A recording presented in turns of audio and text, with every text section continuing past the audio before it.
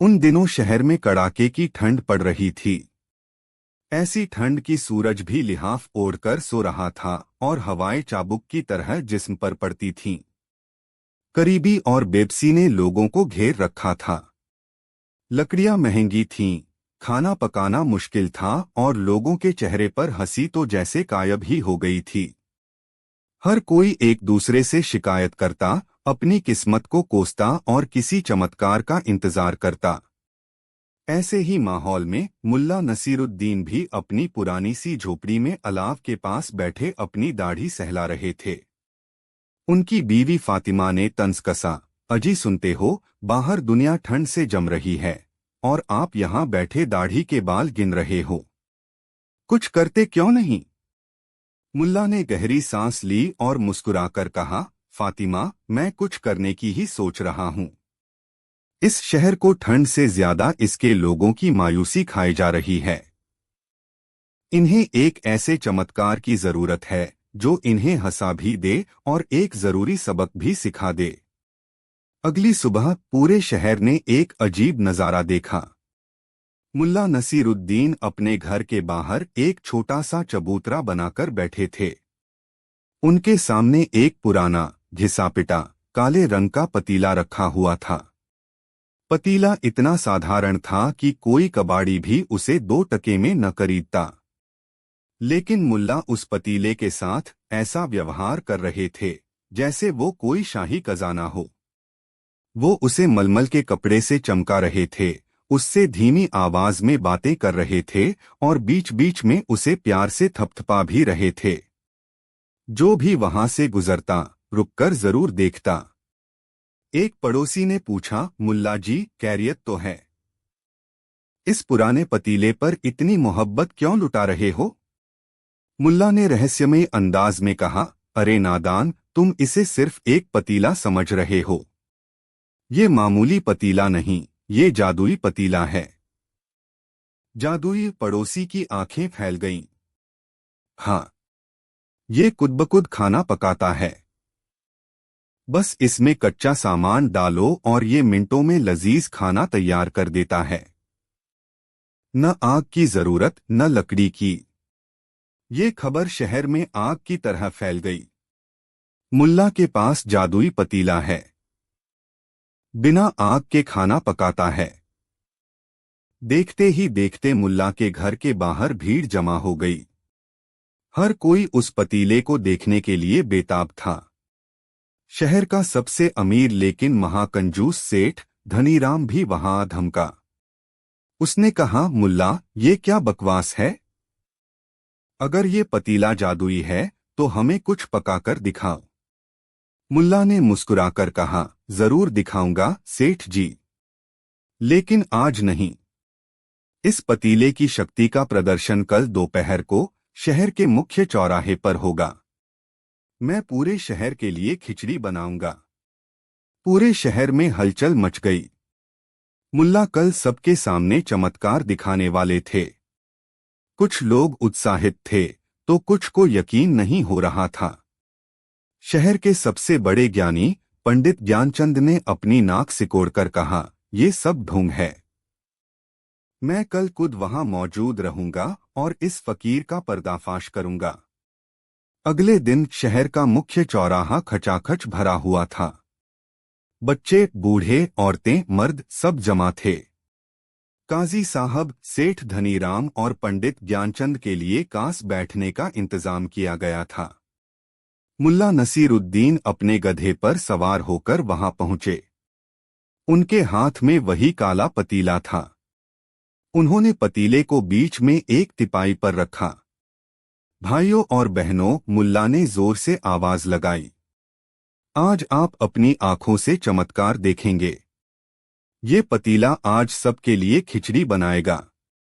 उन्होंने एक थैले से चावल और दाल निकाले और पतीले में डाल दिए। फिर एक मटके से पानी डाला और नमक मसाले भी मिला दिए। अब सब इंतजार करने लगे कि मुल्ला आग जलाएंगे, लेकिन मुल्ला ने ऐसा कुछ नहीं किया। उन्होंने पतीले का ढक्कन लगाया और अपनी आंखें बंद करीं, जैसे कोई मंत्र पढ़ रहे हों। 1 मिनट, 2 मिनट, 5 मिनट गुजर गए। पतीले में कोई हलचल नहीं हुई। पंडित ज्ञानचंद ने ताना कसा, क्यों मुल्ला, तुम्हारा जादू काम नहीं कर रहा क्या? मुल्ला ने आंखें खोलीं और बड़ी गंभीरता से कहा, पंडित जी, जादू तो काम कर रहा है, लेकिन इस पतीले की एक शर्त है। क्या शर्त? काजी साहब ने पूछा। मुल्ला ने एक लंबी लकड़ी की करछी उठाई और बोले, ये जादुई पतीला अपना काम तभी शुरू करता है जब इसे कोई ऐसा इंसान चलाए जिसने अपनी जिंदगी में कभी कोई झूठ न बोला हो। ये सुनते ही भीड़ में सन्नाटा छा गया। हर कोई एक दूसरे का मुंह देखने लगा। ये तो नामुमकिन शर्त थी। मुल्ला ने करछी पंडित ज्ञानचंद की तरफ बढ़ाते हुए कहा, पंडित जी, आप इस शहर के सबसे ज्ञानी और धर्मात्मा पुरुष हैं। आपसे ज्यादा सच्चा और कौन हो सकता है? कृपया आप शुरुआत कीजिए। पंडित ज्ञानचंद फंस गए। अगर वो मना करते तो इसका मतलब होता कि वो झूठे हैं, और अगर वो कड़छी चलाते हैं और खिचड़ी नहीं पकी तो भी उनकी इज्जत मिट्टी में मिल जाएगी। उन्होंने सोचा, ये मुल्ला मुझे फंसा रहा है, लेकिन मैं भी कम नहीं हूं। पंडित जी अपनी जगह से उठे और बड़े घमंड से कड़छी हाथ में ली। उन्होंने पतीले में कड़छी डाली और उसे घुमाने लगे। 1 मिनट तक घुमाते रहे। 2 मिनट। पतीले में टस से मस नहीं हुआ। चावल और दाल वैसे के वैसे ही थे। पंडित जी का चेहरा पीला पड़ गया। उनकी इज्जत दांव पर थी। वो सबके सामने ये कबूल नहीं कर सकते थे कि उन्होंने जीवन में झूठ बोला है। तभी उनके दिमाग में एक शैतानी ख्याल आया। उन्होंने कड़छी घुमाते घुमाते अचानक अपनी नाक सिकोड़ी, जैसे कुछ सूंघ रहे हों, और बोले, आहा, क्या खुशबू है! दाल और चावल पकने लगे हैं। धीमी धीमी मनमोहक सुगंध आ रही है। भीड़ में हलचल हुई। क्या सच में? हमें तो कोई खुशबू नहीं आ रही। पंडित जी ने उन्हें घूरकर देखा। दिव्य चीजों की सुगंध सिर्फ पवित्र आत्माओं को ही आती है। अब लोग चुप हो गए। कोई खुद को अपवित्र नहीं कहलाना चाहता था। पंडित जी ने कड़छी सेठ धनीराम की तरफ बढ़ा दी। इस सेठ जी, अब आप प्रयास कीजिए। आप शहर के सबसे प्रतिष्ठित व्यापारी हैं। सेठ धनीराम भी पंडित जी वाली दुविधा में फंस गए। उन्होंने सोचा, अगर पंडित को खुशबू आ सकती है तो मुझे क्यों नहीं? अगर मैंने कहा कि कुछ नहीं पक रहा तो लोग मुझे झूठा कहेंगे और मेरा व्यापार ठप्प हो जाएगा। सेठ जी ने कड़छी पकड़ी और पतीले में घुमाने लगे। अंदर सिर्फ ठंडा पानी और कच्चे चावल दाल थे। लेकिन सेठ जी ने पंडित जी से भी बड़ी एक्टिंग की। उन्होंने अपनी आंखें बंद कर लीं और बोले, वाह वाह, पंडित जी सही कह रहे थे। खुशबू तो लाजवाब है। मुझे तो घी और हींग का तड़का भी महसूस हो रहा है। खिचड़ी लगभग तैयार है। अब भीड़ हैरान थी। 2 बड़े लोगों को खुशबू आ रही थी। शायद उन्हीं की नाक में कोई कमी थी। अब बारी थी काजी साहब की। काजी साहब जो कानून और सच्चाई के रखवाले थे। सेठ जी ने कड़छी उनकी तरफ बढ़ाई। काजी साहब, अब आप इस पुण्य काम को पूरा कीजिए। काजी साहब की हालत सबसे ज्यादा खराब थी। अगर शहर का जज ही खुद को झूठा मान ले तो इंसाफ कौन करेगा? उनकी पूरी जिंदगी की कमाई हुई इज्जत काक में मिल जाती। उन्होंने सोचा, जब पंडित और सेठ नाटक कर सकते हैं तो मैं क्यों पीछे रहूं? काजी साहब अपनी जगह से उठे। उन्होंने कड़छी को ऐसे पकड़ा जैसे कोई तलवार पकड़ रहे हों। उन्होंने पतीले में कड़छी घुमाई और भी गंभीर चेहरा बनाकर बोले, माशाअल्लाह, ये तो चमत्कार है। खिचड़ी का हर दाना मोती की तरह खिल गया है। ऐसी शाही खिचड़ी तो मैंने बादशाह के दस्तरखान पर भी नहीं चखी। पतीला अब पूरी तरह गर्म हो चुका है। बस अब क्या था? जब शहर के 3 सबसे बड़े और सच्चे लोगों ने चमत्कार की पुष्टि कर दी, तो आम जनता कैसे पीछे रहती? मुल्ला ने ऐलान किया, अब आप में से कोई भी जिसे अपने सच्चे होने पर यकीन हो, आकर कड़छी चला सकता है। एक एक करके लोग आगे आने लगे। हर कोई आता, काली पतीले में कड़छी घुमाता और फिर अपनी इज्जत बचाने के लिए झूठ बोलता। अरे वाह, क्या रंग आया है खिचड़ी का, एक औरत बोली। चावल तो देखो कैसे मक्खन की तरह गल गए हैं, एक नौजवान बोला। मुझे तो मसालों की महक से ही चक्कर आ रहा है, एक बूढ़े चाचा ने कहा। पूरा चौराहा वाह वाह क्या बात है, चमत्कार हो गया की आवाजों से गूंज उठा। हर कोई उस खिचड़ी की तारीफ कर रहा था जो पतीले में थी ही नहीं। हर कोई दूसरे को ये यकीन दिलाने में लगा था कि वो सच्चा है और उसे सब कुछ दिख और सूंघ रहा है। मुल्ला नसीरुद्दीन एक कोने में खड़े ये पूरा तमाशा देख रहे थे और मन ही मन मुस्कुरा रहे थे। उन्होंने देखा कि कैसे एक इंसान का झूठ दूसरे के झूठ को सहारा दे रहा था और देखते ही देखते झूठ का एक ऐसा पहाड़ खड़ा हो गया जिसके नीचे सच दबकर रह गया था। करीब 1 घंटे तक ये ड्रामा चलता रहा। आखिर में मुल्ला ने हाथ उठाकर सबको शांत किया। बहुत खूब, आप सबके सच्चे होने की वजह से हमारी खिचड़ी अब पूरी तरह तैयार है। अब आप सब अपने अपने घर से बर्तन ले आइए और इस जादुई खिचड़ी का प्रसाद ग्रहण कीजिए। ये सुनते ही लोगों में भगदड़ मच गई। हर कोई अपने घर की तरफ भागा ताकि सबसे बड़ा बर्तन ला सके। कुछ ही देर में लोग कटोरियां, लेटे और पतीले लेकर लाइन में खड़े हो गए। सेठ धनीराम सबसे आगे थे, हाथ में एक बड़ी सी परात लिए। मुल्ला पतीले के पास गए। उन्होंने दोनों हाथ ऊपर उठाए जैसे कोई आखिरी रस्म अदा कर रहे हों। पूरे चौराहे पर पिनड्रॉप सन्नाटा था। सबकी नजरें पतीले पर टिकी थीं। मुल्ला ने एक गहरी सांस ली और धड़ाम से पतीले का ढक्कन खोल दिया। और अंदर अंदर सिर्फ ठंडा पानी था जिसमें कच्चे चावल और दाल तैर रहे थे। एक पल के लिए किसी को कुछ समझ नहीं आया। सब काली पतीले को घूर रहे थे। फिर उन्होंने एक दूसरे के चेहरे को देखा। सेठ ने पंडित को देखा, पंडित ने काजी को देखा और काजी ने पूरी भीड़ को देखा। और तब धीरे धीरे सबके दिमाग की बत्ती जली। उन्हें एहसास हुआ कि उनके साथ क्या हुआ है। उन्हें एहसास हुआ कि वो कितने बड़े मूर्ख बने हैं। न कोई जादू था, न कोई चमत्कार। वो सब बस अपनी झूठी इज्जत बचाने के चक्कर में एक दूसरे से झूठ बोलते रहे। पहले एक दबी हुई हंसी सुनाई दी, फिर दूसरी और फिर देखते ही देखते पूरा चौराहा ठहाकों से गूंज उठा। लोग खुद पर हंस रहे थे, अपनी बेवकूफी पर हंस रहे थे। सेठ धनीराम का चेहरा शर्म से लाल हो गया था। पंडित ज्ञानचंद जमीन में गड़े जा रहे थे और काजी साहब अपना मुंह छुपाने के लिए जगह ढूंढ रहे थे। जब हंसी का तूफान थोड़ा थमा तो भीड़ मुल्ला की तरफ घूमी। एक आदमी ने कहा, मुल्ला, तुमने हम सबको धोखा दिया, हम सबको मूर्ख बनाया। मुल्ला नसीरुद्दीन मुस्कुराए।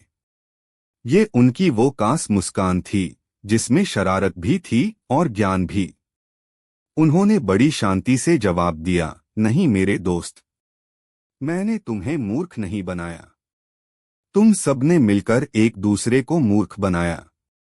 उन्होंने आगे कहा, मैं तो बस ये देखना चाहता था कि इस शहर में सच की क्या कीमत है, और आज मैंने देख लिया। यहाँ हर कोई सच्चा बनना चाहता है, लेकिन सच बोलना कोई नहीं चाहता। तुम एक पतीले से नहीं, बल्कि अपने अहंकार और इस डर से हारे हो कि लोग क्या कहेंगे। ये पतीला जादुई नहीं था, लेकिन इसने जो आज दिखाया वो किसी जादू से कम भी नहीं था। इसने एक ही पल में पूरे शहर के चेहरों से नकाब उतार दिए। मुल्ला का जवाब सुनकर सब खामोश हो गए। उनकी बात सीधी दिल में उतर गई थी। आज उन्हें ठंड और करीबी से भी बड़ा एक सबक मिला था, पाखंड और दिखावे का सबक। उस दिन शहर में खिचड़ी तो नहीं पकी, लेकिन लोगों के दिमाग में अक्ल जरूर पक गई। वो दिन शहर के इतिहास में महामूर्ख दिवस के नाम से मशहूर हो गया, लेकिन इस मूर्खता ने सबको पहले से कहीं ज्यादा समझदार बना दिया था।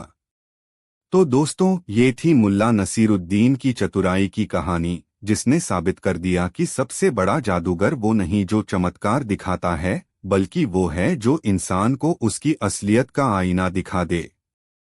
उम्मीद है इस कहानी ने आपको हंसाया भी होगा और सोचने पर मजबूर भी किया होगा। कहानी 2। उन दिनों की बात है जब बादशाह सलामत का मिजाज 7वें आसमान पर नहीं, बल्कि जमीन से 7 हाथ नीचे घुसा हुआ था। पूरे दरबार में ऐसी खामोशी छाई थी जैसे किसी ने सबकी जुबान पर ताला लगा दिया हो। वजीर, सिपाही, दरबारी सबके सब चींटियों की तरह दबे पांव चल रहे थे। वजह वजह थी बादशाह का सबसे प्यारा, सबसे दुलारा, दुनिया का सबसे कीमती तोता, जुबान-ए-शाही। ये कोई आम तोता नहीं था। कहा जाता था कि ये तोता 10 भाषाएं बोलता था, भविष्य के बारे में इशारे करता था और जब शायरी सुनाता था तो बड़े बड़े शायर भी अपनी कलम तोड़ देते थे। बादशाह सलामत दिन की शुरुआत उसी की मीठी आवाज से करते थे और रात को उसी की लोरियां सुनकर सोते थे। लेकिन पिछले एक हफ्ते से उस तोते ने ऐसी चुप्पी साध ली थी जैसे उसने मौन व्रत धारण कर लिया हो। बादशाह ने दुनिया के कोने कोने से हकीम, वैद्य, जादूगर और ज्ञानी बुलवाए। एक हकीम आया, उसने तोते की नाड़ी जांचने की कोशिश की। तोते ने ऐसा काटा कि हकीम साहब तोता तोता चिल्लाते हुए भागे। एक संगीतकार आया, उसने वीणा पर ऐसा दर्द भरा राग छेड़ा कि तोता तो नहीं बोला, पर दरबार के 4-5 दरबारी अपने पुराने इश्क को याद करके रोने लगे। एक जादूगर ने मंत्र फूंके, हवा में हाथ घुमाया और एक कबूतर निकाल दिया। बादशाह ने गुस्से में कहा, अरे बेवकूफ, मुझे कबूतर नहीं, तोते की आवाज चाहिए। दफा हो जाओ। जब सारी कोशिशें नाकाम हो गईं, तो बादशाह ने गुस्से में ऐलान कर दिया, सुनो, सुनो, सुनो, जो कोई भी हमारे जुबान-ए-शाही को दोबारा बुलवा देगा, उसे इनाम में 1000 सोने की अशर्फियां दी जाएंगी। लेकिन अगर कोई नाकाम रहा, तो उसे सजा के तौर पर पूरे 1 महीने तक शाही अस्तबल के घोड़ों की लीद साफ करनी पड़ेगी। 1000 अशर्फियों का नाम सुनकर कई लोगों के मुंह में पानी आ गया, लेकिन अस्तबल की सजा का ख्याल आते ही वो पानी सूख भी गया। किसी की हिम्मत नहीं हुई। पूरा शहर खामोश हो गया। ये खबर उड़ते उड़ते मुल्ला नसीरुद्दीन के कानों तक भी पहुंची। उस वक्त मुल्ला अपने गधे को सहलाते हुए उससे दुनिया की सबसे जरूरी समस्या पर बात कर रहे थे। बताओ दोस्त, ये मक्खियां पहले तुम्हारे ऊपर बैठती हैं या मेरे ऊपर? तभी उनकी बीवी फातिमा हाथ में बेलन लिए तूफान की तरह आईं। अजी सुनते हो, पूरे शहर में आपकी अक्लमंदी के चर्चे हैं और आप यहाँ गधे से बातें कर रहे हो। बादशाह ने 1000 अशर्फियों का इनाम रखा है, जाओ और अपनी किस्मत आजमा। मुल्ला ने गहरी सांस ली और बोले, फातिमा, जिस काम में बड़े बड़े ज्ञानी फेल हो गए, उसमें मैं क्या करूंगा? और अगर मैं हार गया तो? 1 महीना अस्तबल में। सोचो तो जरा। फातिमा ने बेलन दिखाते हुए कहा, अगर आप नहीं गए तो पूरी जिंदगी इसी घर के अस्तबल में बितानी पड़ेगी। फैसला आपका है। मुल्ला समझ गए कि घर का अस्तबल शाही अस्तबल से ज्यादा खतरनाक है। वो बेचारे मन मारकर उठे, अपने गधे पर बैठे और चल पड़े महल की ओर। दरबार में पहुंचते ही मुल्ला ने बादशाह को सलाम किया। बादशाह ने थकी हुई नजरों से देखा, कौन हो तुम? हुजूर, बंदे को नसीरुद्दीन कहते हैं। सुना है आपका तोता नाराज है, हम उसे मनाने आए हैं। वजीर ने ताना कसा, हाँ हाँ जरूर। जब हकीम और जादूगर कुछ नहीं कर पाए तो ये गधे पर घूमने वाला फकीर क्या कर लेगा?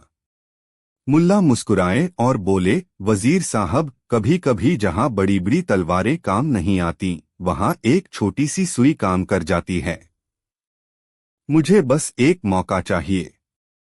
बादशाह को न जाने क्या सूझा, उन्होंने कहा, ठीक है मुल्ला, तुम्हें 7 दिन का समय दिया जाता है। लेकिन याद रखना, अगर तोता नहीं बोला तो अस्तबल तुम्हारा इंतजार कर रहा है। मुल्ला ने सिर झुकाया और कहा, मंजूर है हुजूर, लेकिन मेरी 3 शर्तें हैं। शर्तें? बादशाह हैरान हुए। जी हुजूर। पहली शर्त, मुझे और तोते को एक अलग कमरा दिया जाए जहां कोई ना आए। दूसरी शर्त, मेरे खाने पीने का खास इंतजाम हो। और तीसरी शर्त, मुझे मेरा ये गधा भी साथ रखने की इजाजत दी जाए। दरबार में कानाफूसी शुरू हो गई। तोते का इलाज करेगा या गधे का? बादशाह ने झुंझलाकर कहा, ठीक है, सब मंजूर है। ले जाओ इस तोते को और अपने गधे को भी। लेकिन 7 दिन बाद या तो तोते की आवाज सुनाई देगी या अस्तबल से तुम्हारी चीखें। मुल्ला को एक शानदार कमरा दिया गया। सोने का पिंजरा कमरे के बीच में रखा गया और मुल्ला का गधा एक कोने में घास खाने लगा। पहरेदार दरवाजे पर तैनात कर दिए गए। पहला दिन। पहरेदारों ने कान लगाकर सुना। अंदर से कोई आवाज नहीं आ रही थी। दोपहर में जब मुल्ला के लिए शाही खाना आया तो मुल्ला ने सारा खाना खुद खा लिया और तोते के सामने सिर्फ एक सूखी रोटी रख दी। पहरेदारों ने सोचा, ये कैसा इलाज है? रात को उन्होंने झांक कर देखा, मुल्ला कर्राटे ले रहे थे, तोता खामोशी से उन्हें देख रहा था और गधा जुगाली कर रहा था। दूसरा दिन। आज मुल्ला सुबह सुबह तोते के पिंजरे को लेकर बाहर बगीचे में चले गए। गधा भी पीछे पीछे था। मुल्ला ने पिंजरे को एक पेड़ पर टांग दिया और खुद अपने गधे पर उल्टे बैठ गए, यानी मुंह गधे की पूंछ की तरफ और पीठ गधे के सिर की तरफ। फिर वो पूरे बगीचे में गधे को चलाने लगे। जो भी देखता हंसते हंसते लोटपोट हो जाता। एक पहरेदार ने हिम्मत करके पूछा, मुल्ला जी, ये क्या कर रहे हैं आप? मुल्ला ने बड़ी गंभीरता से जवाब दिया, मैं तोते को दृष्टिकोण का पाठ पढ़ा रहा हूँ। उसे समझा रहा हूँ कि दुनिया को हमेशा एक ही नजर से नहीं देखना चाहिए। कभी कभी उल्टा देखने से भी चीजें सीधी समझ आती हैं। पहरेदार अपना सिर खुजाता हुआ चला गया। तोता खामोशी से ये सब देखता रहा। तीसरा दिन। आज मुल्ला ने बावर्ची को बुलवाया और कहा, आज मेरे लिए सबसे लजीज यखनी पुलाव बनाना। खुशबू ऐसी होनी चाहिए कि पूरा महल महक उठे। पुलाव आया। खुशबू वाकई लाजवाब थी। मुल्ला ने पिंजरे को अपने बिल्कुल पास रखा। उन्होंने पुलाव की प्लेट खोली। गर्मागर्म पुलाव से भाप उठ रही थी। तोता बड़ी उम्मीद से देख रहा था। मुल्ला ने एक चम्मच उठाया, उसे पुलाव से भरा और अपने मुंह की तरफ ले जाने के बजाय उन्होंने वो चम्मच गधे के मुंह में डाल दिया। फिर दूसरा चम्मच भरा और वो भी गधे को खिला दिया। ऐसा करते करते उन्होंने पूरा पुलाव गधे को खिला दिया और खुद कल की बची हुई सूखी रोटी खाने लगे। तोता हैरान परेशान कभी मुल्ला को देखता, कभी गधे को।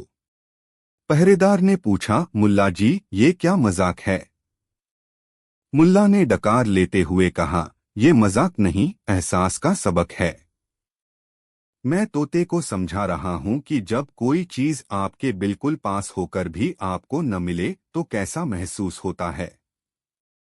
शायद बादशाह के साथ रहकर ये असली दुनिया के दुख दर्द भूल गया है। चौथा दिन।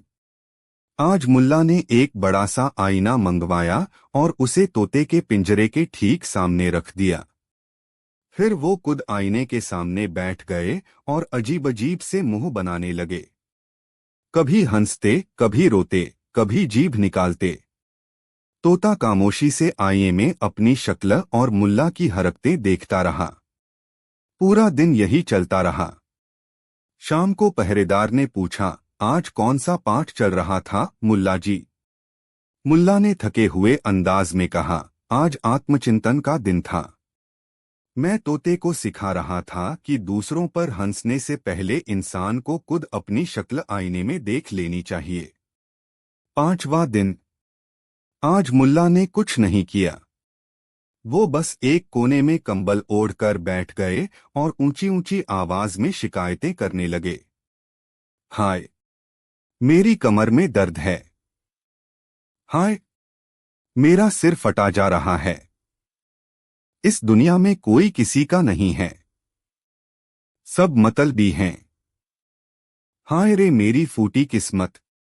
वो इतनी जोर जोर से रोना धोना कर रहे थे कि गधा भी परेशान होकर कान फड़फड़ाने लगा। तोता एकटक उन्हें देखे जा रहा था। पहरेदार ने आकर कहा, खैरियत तो है मुल्ला जी?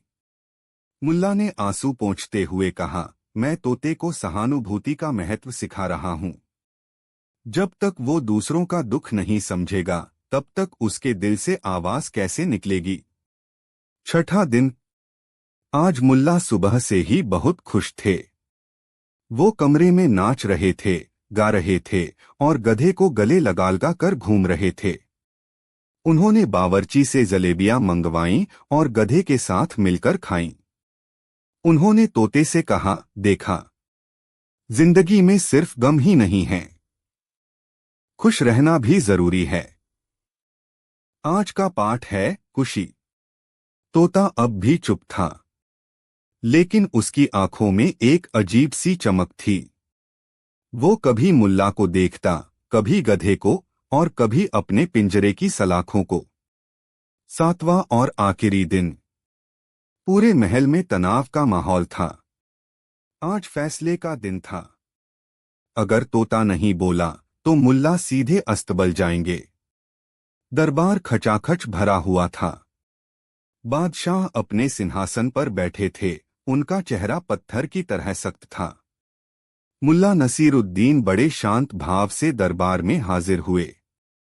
उनके एक हाथ में तोते का पिंजरा था और दूसरे हाथ से वो अपने गधे की रस्सी पकड़े हुए थे। बादशाह ने गरजकर कहा, मुल्ला, तुम्हारा समय पूरा हुआ। क्या हमारा जुबान शाही बोलेगा? मुल्ला ने मुस्कुराकर पिंजरा बादशाह के सामने रख दिया और बोले, हुजूर, ये सिर्फ बोलेगा ही नहीं बल्कि आज से ये आपका गुरु भी बन जाएगा। सब लोग हैरान रह गए। बादशाह ने पिंजरे के पास जाकर कहा, बोलो प्यारे तोते, कुछ तो बोलो। तोता खामोश रहा। उसने अपनी गर्दन टेढ़ी की और मुल्ला को देखा। बादशाह का चेहरा गुस्से से लाल हो गया।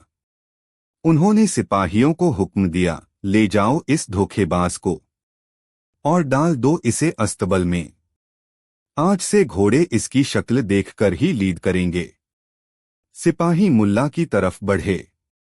दरबार में सन्नाटा छा गया। मुल्ला की बीवी फातिमा, जो भीड़ में खड़ी थीं, उनकी आंखों में आंसू आ गए। तभी मुल्ला ने अपना हाथ उठाया और कहा, एक मिनट हुजूर, सजा देने से पहले मेरी बात तो सुन लीजिए। क्या कहना है तुम्हें? बादशाह चिल्लाए। मुल्ला ने बड़े अदब से कहा, आलमपनाह, आपका तोता बीमार नहीं है। ये तो पहले से भी ज्यादा समझदार और ज्ञानी हो गया है। क्या बकवास है? वजीर ने कहा। अगर ज्ञानी हो गया है तो बोलता क्यों नहीं? मुल्ला मुस्कुराए। ये उनकी वो रहस्यमयी मुस्कान थी जिसके बाद या तो कोई समस्या सुलझ जाती थी या और ज्यादा उलझ जाती थी। मुल्ला ने कहा, हुजूर, पिछले 6 दिनों में मैंने इस तोते को दुनिया का हर पाठ पढ़ाया। मैंने इसे दृष्टिकोण, एहसास, आत्मचिंतन, सहानुभूति और खुशी का महत्व सिखाया। मेरे साथ रहकर और मेरे इस महान गधे को देखकर इसने दुनिया का सबसे बड़ा सत्य सीख लिया है। बादशाह ने बेचैनी से पूछा, क्या? कौन सा सत्य? मुल्ला ने पूरे दरबार पर एक नजर डाली, एक गहरी सांस ली और जोरदार आवाज में कहा, इसने सीखा है कि जब चारों तरफ बेवकूफ और नासमझ लोग भरे हों तो अक्लमंदी इसी में है कि खामोश रहा जाए। जैसे ही मुल्ला ने ये कहा, पूरे दरबार में जैसे बिजली कौंध गई। सब एक दूसरे का मुंह देखने लगे। वजीर का मुंह खुला का खुला रह गया। दरबारी अपनी नजरें झुकाने लगे। एक पल की खामोशी, और फिर जो हुआ उसकी किसी ने कल्पना भी नहीं की थी। बादशाह सलामत, जो गुस्से से भरे बैठे थे, पहले उनके होठों पर एक हल्की सी मुस्कान आई, फिर वो खिलखिलाए, और फिर वो ऐसा हंसे कि हंसते हंसते उनके पेट में बल पड़ गए। वो अपने सिंहासन से लगभग गिर ही गए थे। बादशाह को हंसता देख पहले वजीर हंसा, फिर दरबारी हंसे, और देखते ही देखते पूरा दरबार ठहाकों से गूंज उठा। किसी को समझ नहीं आ रहा था कि वो मुल्ला के जवाब पर हंस रहे हैं या अपनी खुद की हालत पर। और उसी हंसी और शोर के बीच पिंजरे के अंदर बैठे तोते ने, जो शायद ये सब देखकर हैरान था, अचानक अपनी खामोशी तोड़ी और अपनी तोतली जुबान में चिल्लाया, मुल्ला सही कह रहा है, मुल्ला सही कह रहा है। सब बेवकूफ हैं, सब बेवकूफ हैं। हाँ हाँ हाँ। तोते के मुंह से ये शब्द सुनते ही दरबार में हंसी का एक और तूफान आ गया। बादशाह अपनी कुर्सी से खड़े हो गए। उन्होंने मुल्ला को गले लगा लिया। वाह मुल्ला, वाह! मान गए तुम्हारी अक्ल को। तुमने न सिर्फ हमारे तोते को बुलवा दिया, बल्कि हमारी आंखें भी खोल दी। बादशाह ने वजीर को हुक्म दिया, मुल्ला को 1000 नहीं 2000 सोने की अशर्फिया दी जाए।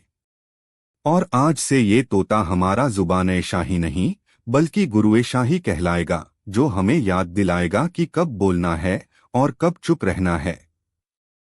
मुल्ला नसीरुद्दीन 2000 अशर्फियों की थैली लेकर शान से दरबार से बाहर निकले। उनका गधा उनके पीछे पीछे चल रहा था, जैसे वो भी इस जीत का बराबर का हकदार हो। बाहर उनकी बीवी फातिमा इंतजार कर रही थीं। उन्होंने थैली देखी तो खुश हो गईं, लेकिन फिर भी आदत से मजबूर होकर बोली, सिर्फ 2000? आप बादशाह से पूरा खजाना भी तो मांग सकते थे। मुल्ला मुस्कुराए, अपने गधे की पीठ थपथपाई और बोले, फातिमा, खजाना तो ये है मेरा दोस्त। इसी को देखकर तो उस तोते की अक्ल ठिकाने आई। और कहते हैं, उस दिन के बाद जब भी दरबार में कोई ज्यादा फालतू बोलता तो बादशाह उस तोते की तरफ इशारा कर देते और तोता चिल्लाता, चुप हो जाओ बेवकूफ। और इस तरह मुल्ला ने एक बार फिर साबित कर दिया कि दुनिया की सबसे बड़ी समस्याओं का हल कभी कभी सबसे अजीब और मजेदार तरीकों से निकलता है। तो दोस्तों, ये थी मुल्ला नसीरुद्दीन की हाजिर जवाबी और अक्लमंदी की कहानी। उम्मीद है आपको ये किस्सा सुनकर उतना ही मजा आया होगा जितना हमें सुनाकर आया। अगर आप मुल्ला के ऐसे ही और मजेदार किस्से सुनना चाहते हैं तो हमारे चैनल को लाइक, शेयर और सब्सक्राइब करना न भूलें। मिलते हैं अगली कहानी में। तब तक हंसते रहिए और मुस्कुराते रहिए। कहानी 3। उन दिनों सल्तनत-ए-आज़म के बादशाह सलामत का दबदबा पूरी दुनिया में था। उनकी सल्तनत सूरज की तरह चमक रही थी।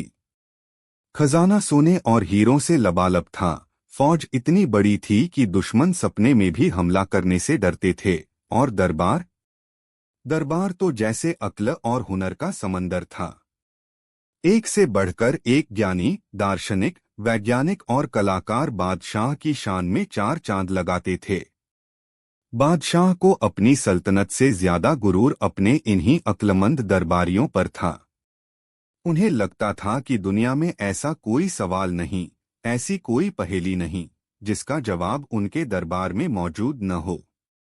एक दिन जब दरबार अपनी पूरी शानो शौकत से सजा हुआ था, एक पड़ोसी मुल्क फारसगढ़ के सुल्तान का एक दूत हाजिर हुआ। फारसगढ़ का सुल्तान सुल्तान बहराम हमेशा से बादशाह सलामत की शोहरत से जलता था। वो मौके की तलाश में रहता था कि कैसे बादशाह को नीचा दिखाया जाए। दूत ने अदब से झुककर सलाम किया और एक कत पेश किया। कत के साथ 3 छोटी छोटी बेहद खूबसूरत सोने की मूर्तियां भी थीं, जो एक मखमली संदूक में रखी हुई थीं। बादशाह ने अपने वजीर आला को कत पढ़ने का हुक्म दिया। वजीर ने कत खोला और पढ़ना शुरू किया।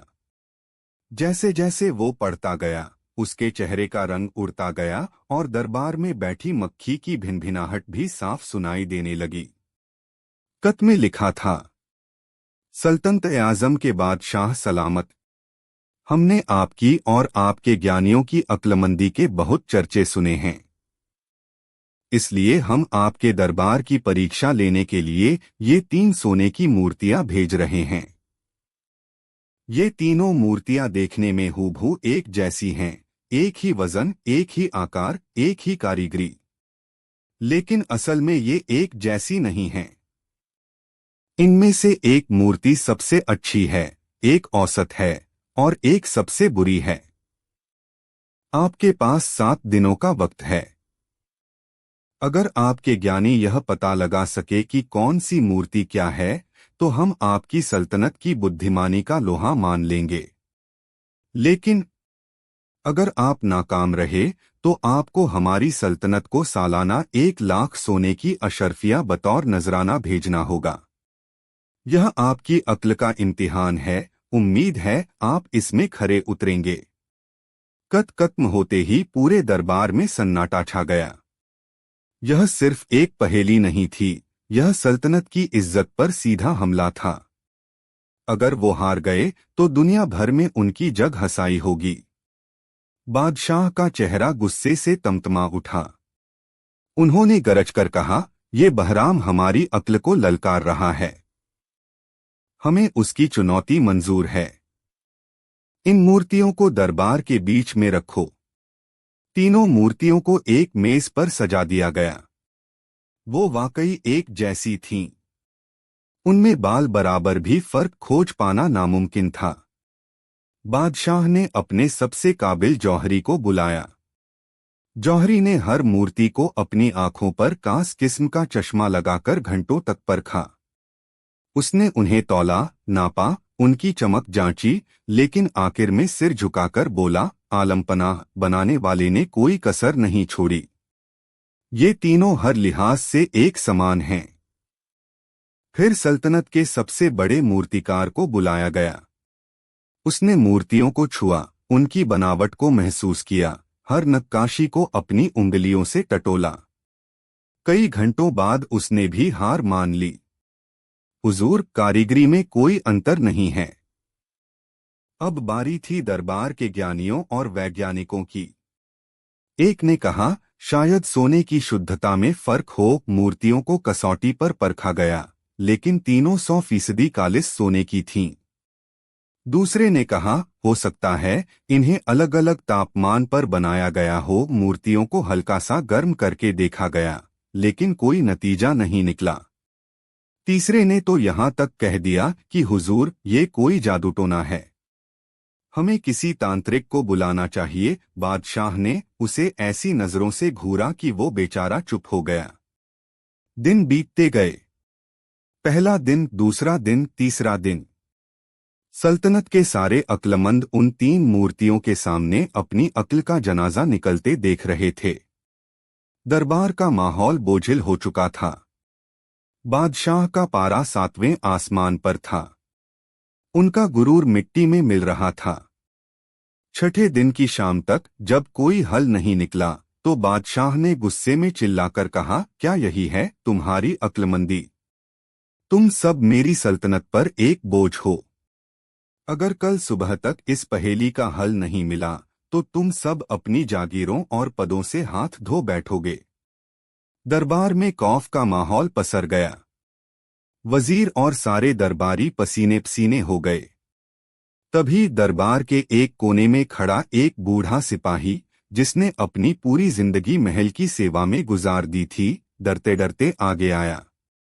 गुस्ताखी माफ आलमपना। क्या है? बादशाह कड़क आवाज में बोले। हुजूर, जब सल्तनत पर बड़ी मुसीबत आती है और सारे ज्ञानियों की अक्ल जवाब दे जाती है, तब इस शहर में एक ही नाम याद आता है, मुल्ला नसीरुद्दीन। मुल्ला नसीरुद्दीन का नाम सुनते ही कई दरबारी नाक भौं सिकोड़ने लगे।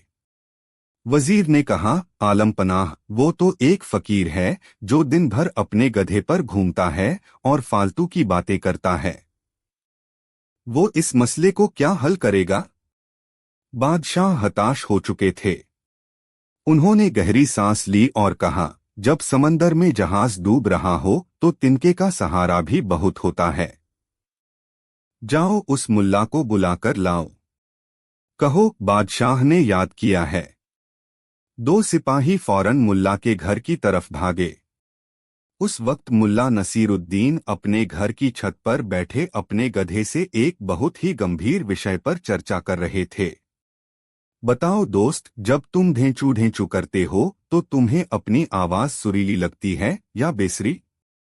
तभी सिपाहियों ने दरवाजा खटखटाया। मुल्ला की बीवी ने दरवाजा खोला। सिपाहियों ने कहा, मुल्ला नसीरुद्दीन कहाँ हैं? बादशाह सलामत ने उन्हें फौरन दरबार में बुलाया है। मुल्ला नीचे आए और पूछा, खैरियत तो है? बादशाह ने मुझे क्यों याद किया? क्या शाही खजाना काली हो गया है? सिपाहियों ने उन्हें पूरी बात बताई। सुनकर मुल्ला मुस्कुराए। अच्छा, तो सल्तनत की इज्जत दांव पर लगी है। चलो देखते हैं। मुल्ला अपने उसी पुराने चोगे में अपने गधे की लगाम थामे दरबार की तरफ चल पड़े। जब मुल्ला दरबार में पहुंचे तो उनकी सादगी और महल की शानो शौकत के बीच का अंतर साफ दिख रहा था। सारे दरबारी उन्हें ऐसे देख रहे थे जैसे वो कोई अजूबा हो। मुल्ला ने बादशाह को सलाम किया। बादशाह ने बेरुखी से कहा, मुल्ला, सुना है तुम बहुत अक्लमंद बनते हो। तुम्हारे पास कल सुबह तक का वक्त है। इन तीन मूर्तियों का राज हमें बताओ, वरना अंजाम अच्छा नहीं होगा। मुल्ला ने मूर्तियों को देखा। वो शांत थे। उन्होंने मूर्तियों को छुआ तक नहीं, बस एक नजर उन पर डाली और फिर बादशाह से कहा, आलमपनाह, राज तो मैं अभी बता सकता हूं, लेकिन मेरी एक छोटी सी शर्त है। शर्त? वजीर ने ताना कसा। तुम्हारी हिम्मत कैसे हुई बादशाह के सामने शर्त रखने की? मुल्ला ने वजीर की बात अनसुनी कर दी और सीधे बादशाह से कहा, हुजूर, मुझे बस घास का एक लंबा और पतला तिनका चाहिए। पूरा दरबार हैरान रह गया। सोने की मूर्तियों का राज और घास का तिनका, ये कैसा मजाक है? बादशाह ने भी हैरानी से कहा, तिनका? तुम तिनके का क्या करोगे? हुजूर, आप बस मंगवा दीजिए। आपके सारे सवालों का जवाब इसी तिनके में छिपा है। मुल्ला की आंखों में एक आत्मविश्वास था जिसने बादशाह को सोचने पर मजबूर कर दिया। उन्होंने सिपाही को तिनका लाने का हुक्म दिया। एक सिपाही भागा भागा गया और एक मजबूत, लंबा और बारीक तिनका ले आया। फारसगढ़ का दूत, जो अब तक सब कुछ बड़े घमंड से देख रहा था, अब मुल्ला की हरकतों को गौर से देखने लगा। मुल्ला नसीरुद्दीन मेज के पास गए। उन्होंने पहली मूर्ति उठाई। वो बहुत शांत थे, जैसे कोई बहुत मामूली काम कर रहे हों। उन्होंने तिनके का एक सिरा मूर्ति के कान में बने छेद में डाला। पूरा दरबार सांस रोके देख रहा था। तिनका आसानी से कान के अंदर चला गया और दूसरी तरफ के कान से बाहर निकल आया। मुल्ला ने मूर्ति को नीचे रखा और ऐलान किया, हुजूर, यह सबसे बुरी मूर्ति है। दरबार में कानाफूसी शुरू हो गई। ये क्या तर्क हुआ? मुल्ला ने अब दूसरी मूर्ति उठाई। उन्होंने वही तिनका उसके कान में डाला। तिनका अंदर गया और मूर्ति के मुंह से बाहर आ गया। मुल्ला ने मूर्ति को नीचे रखा और कहा, आलमपनाह, यह औसत दर्जे की मूर्ति है। अब सबकी नजरें तीसरी मूर्ति पर थीं। दरबार में इतना सन्नाटा था कि अगर सुई भी गिरती तो उसकी आवाज सुनाई दे जाती। मुल्ला ने तीसरी मूर्ति उठाई। उन्होंने तिनका उसके कान में डाला। तिनका अंदर चला गया, अंदर और अंदर, लेकिन वो कहीं से बाहर नहीं निकला। वो मूर्ति के अंदर ही रह गया। मुल्ला के चेहरे पर एक गहरी मुस्कान आई। उन्होंने मूर्ति को बड़े सम्मान से मेज पर रखा और बादशाह की तरफ देखकर बोले, बादशाह सलामत, यह है सबसे अच्छी मूर्ति। फारसगढ़ का दूत जो अब तक सब देख रहा था, उसका मुंह खुला का खुला रह गया। वो अपनी जगह से खड़ा हुआ और उसने मुल्ला के सम्मान में अपना सिर झुका लिया। लेकिन बादशाह और उनके दरबारी अभी भी उलझन में थे। बादशाह ने पूछा, मुल्ला, हम तुम्हारी बात मान लेते हैं, लेकिन हमें इसका मतलब तो समझाओ। इस तिनके और कान से तुमने यह कैसे पता लगाया? अब आया वो पल, वो जवाब, जिसने इतिहास में बादशाह को खामोश कर दिया।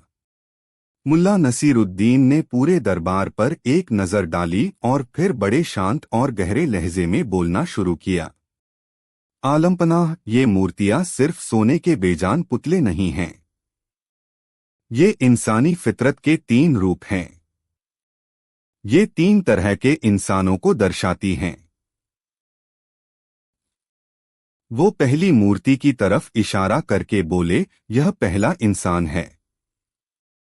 इसके कान में डाली गई बात दूसरे कान से बाहर निकल जाती है। यह वो इंसान है जो किसी की बात को सुनता तो है, लेकिन उस पर ध्यान नहीं देता, उसे अपने अंदर नहीं रखता। ज्ञान, सलाह या कोई राज की बात उसके लिए कोई मायने नहीं रखती। वो अविश्वसनीय है। ऐसे इंसान समाज के लिए सबसे बुरे होते हैं। फिर उन्होंने दूसरी मूर्ति की तरफ इशारा किया, यह दूसरा इंसान है।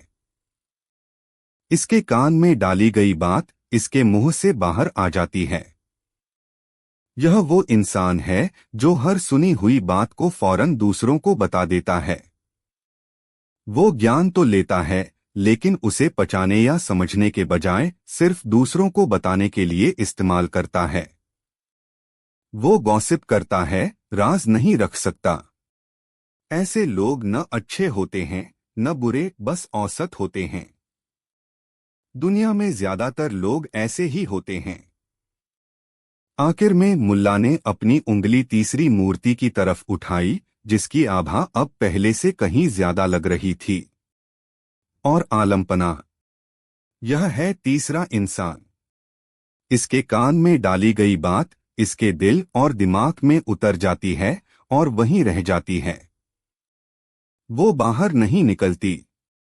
यह वो इंसान है जो ज्ञान को सुनता है, उसे समझता है, उस पर विचार करता है और उसे अपने चरित्र का हिस्सा बना लेता है।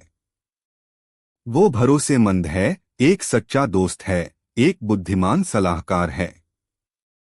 वो राज को राज रखता है और ज्ञान की इज्जत करता है। ऐसा इंसान समाज के लिए सबसे अच्छा और अनमोल होता है। मुल्ला का जवाब खत्म हुआ और पूरे दरबार पर एक गहरा, बहुत गहरा सन्नाटा छा गया। ये कोई साधारण जवाब नहीं था। यह एक आईना था जिसमें हर दरबारी, हर ज्ञानी और खुद बादशाह अपनी शक्ल देख रहे थे। बादशाह के सारे अक्लमंद जो बड़ी बड़ी किताबें पढ़ते थे, वो इस साधारण सी बात को नहीं समझ पाए थे। बादशाह सलामत अपनी गद्दी पर पत्थर की मूरत बने बैठे थे। उनकी आंखें मुल्ला पर टिकी थीं, लेकिन वो देख कहीं और रहे थे। शायद अपने अंदर। उन्हें आज पहली बार एहसास हुआ था कि सच्चा ज्ञान महलों और किताबों में नहीं, बल्कि जीवन की गहरी समझ में होता है। उन्हें एहसास हुआ कि उनके आसपास शायद दूसरी मूर्ति जैसे लोगों की भीड़ थी, जो सिर्फ बोलना जानते थे, लेकिन तीसरी मूर्ति जैसा कोई एक भी नहीं था। मुल्ला के एक जवाब ने उनके गुरूर को चकनाचूर कर दिया था। वो चुप थे, पूरी तरह से चुप। उनकी ये खामोशी हार की नहीं, बल्कि एक गहरे सम्मान और आत्मज्ञान की थी। काफी देर बाद बादशाह अपनी गद्दी से उठे। वो धीरे धीरे चलकर मुल्ला के पास आए और उन्होंने मुल्ला के दोनों कंधे पकड़ लिए। उनकी आंखों में गुस्सा या गुरूर नहीं, बल्कि एक अजीब सी नमी थी। उन्होंने धीमी आवाज में कहा, मुल्ला, आज तुमने सिर्फ एक पहेली नहीं सुलझाई, तुमने हमारी आंखें खोल दी। तुमने हमें सल्तनत का सबसे बड़ा सबक सिखाया है। बादशाह ने अपने गले से बेशकीमती हीरों का हार उतारा और मुल्ला को पहनाना चाहा। मुल्ला ने मुस्कुराते हुए हाथ जोड़ लिए। आलमपनाह, इसकी जरूरत नहीं। मेरा इनाम तो बस इतना है कि आप इस सबक को हमेशा याद रखें।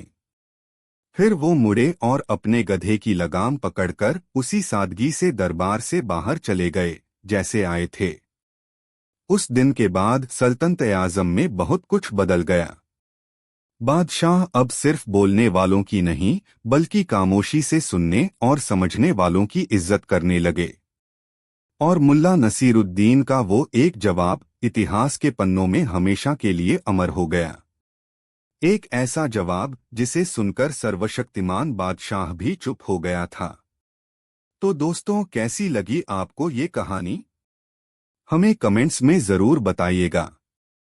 और अगर आप ऐसी ही ज्ञान और मनोरंजन से भरी कहानियां सुनना चाहते हैं, तो हमारे चैनल को सब्सक्राइब करना मत भूलिएगा। मिलते हैं अगली कहानी में। कहानी 4। शहर में एक सेठ रहता था, जिसका नाम था लालचंद। नाम का लाल था, लेकिन दिल का महाकाला और दिमाग से पैदल। उसे बस एक ही चीज से प्यार था, पैसा। वो हर किसी को अपनी दौलत का रौब दिखाता और कम अक्ल वालों का मजाक उड़ाता। उसे लगता था कि वो दुनिया का सबसे चतुर इंसान है। लालचंद को मुल्ला नसीरुद्दीन से कास चिढ़ थी। मुल्ला की सादगी, उनकी हाजिर जवाबी और लोगों में उनकी इज्जत सेठ को कांटे की तरह चुभती थी। वो हमेशा मौके की तलाश में रहता कि कैसे मुल्ला को सबके सामने जलील किया जाए और ये साबित किया जाए कि अक्ल नहीं, बल्कि पैसा ही सब कुछ है। एक दिन सेठ लालचंद ने मुल्ला को नीचा दिखाने के लिए एक शातिर योजना बनाई। वो बाजार गया और एक सुनार से सोने का पानी चढ़ा हुआ अंडे के आकार का एक ठोस टुकड़ा बनवाया। वो देखने में बिल्कुल सोने के अंडे जैसा लगता था।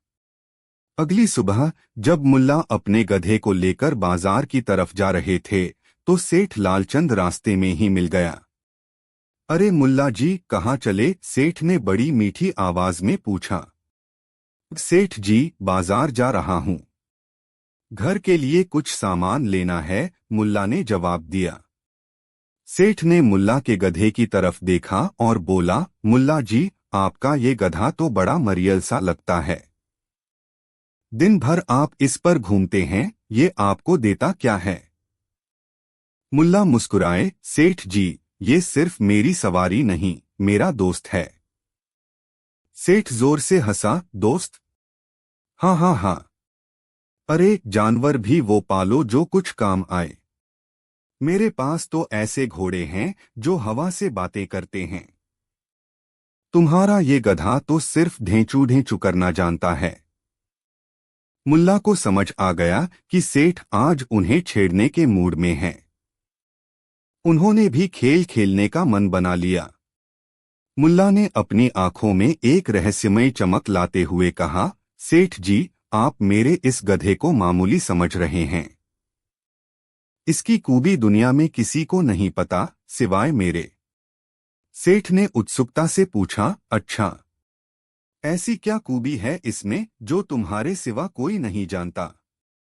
मुल्ला इधर उधर देखने का नाटक करने लगे, जैसे कोई राज की बात बताने जा रहे हों। वो सेठ के कान के पास झुके और फुसफुसाकर बोले, सेठ जी, ये गधा सोने का अंडा देता है। एक पल के लिए सेठ लालचंद का मुंह खुला का खुला रह गया। क्या?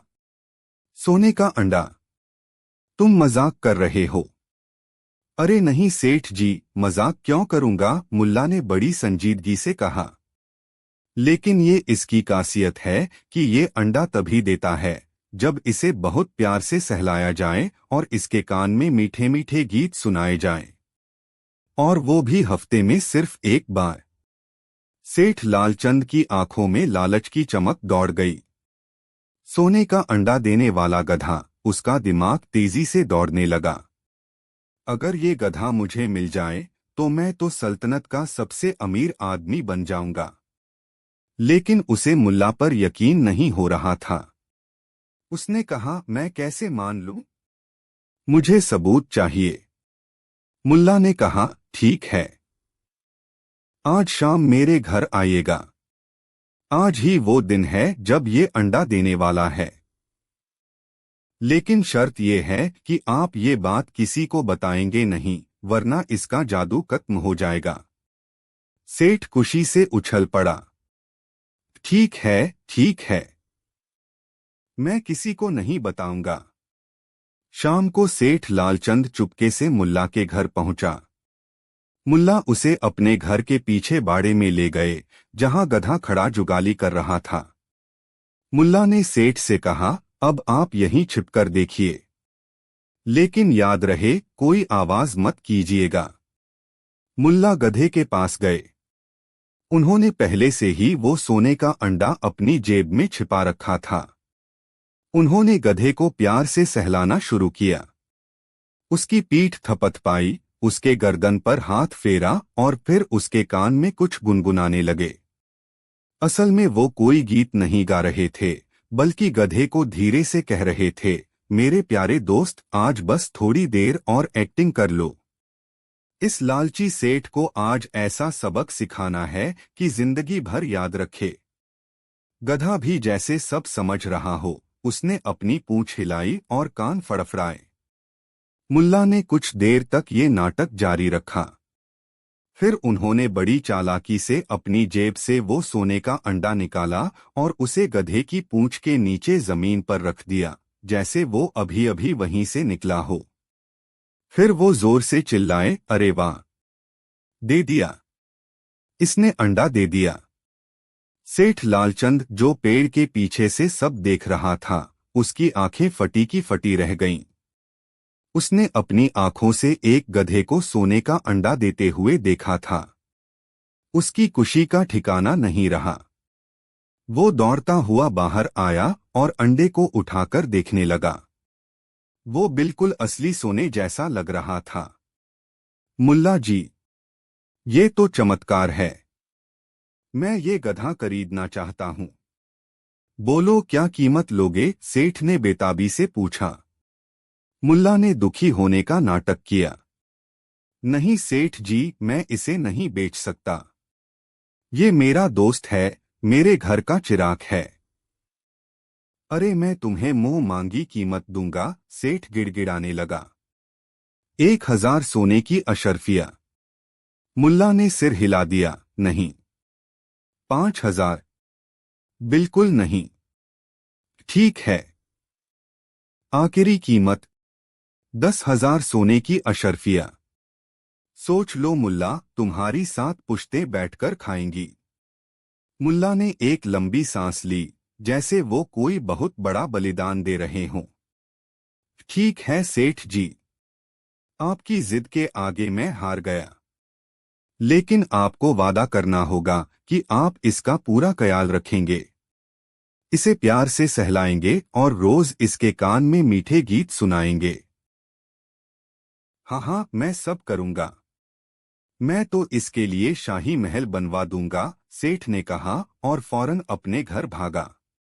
कुछ ही देर में वो 10,000 सोने की अशर्फियों से भरी थैली लेकर आया। मुल्ला ने भारी मन का नाटक करते हुए अशर्फियां लीं और अपने प्यारे गधे की लगाम सेठ के हाथ में थमा दी। सेठ लालचंद उस गधे को ऐसे ले जा रहा था जैसे उसे दुनिया का सबसे बड़ा खजाना मिल गया हो। वो रास्ते भर हंसता जा रहा था। हा हा, मुल्ला तो बेवकूफ निकला। 10,000 में सोने का अंडा देने वाला गधा बेच दिया। अब असली अमीर तो मैं बनूंगा। मुल्ला उसे जाते हुए देखकर मुस्कुरा रहे थे।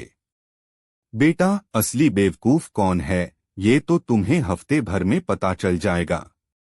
सेठ ने गधे को ले जाकर अपने आलीशान अस्तबल में बांध दिया। उसने नौकरों को हुक्म दिया कि गधे को शाही खाना खिलाया जाए, बादाम, पिस्ता और फलों का जूस। अब सेठ को अगले हफ्ते का इंतजार था। वो हर रोज गधे के पास जाता, उसे घंटों तक सहलाता।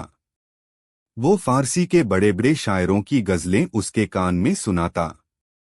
गधा मजे से शाही खाना खाता और सेठ से अपनी सेवा करवाता। आखिरकार एक हफ्ते बाद वो दिन आ ही गया। सेठ ने पूरे अस्तबल को काली करवा दिया और दरवाजा अंदर से बंद कर लिया।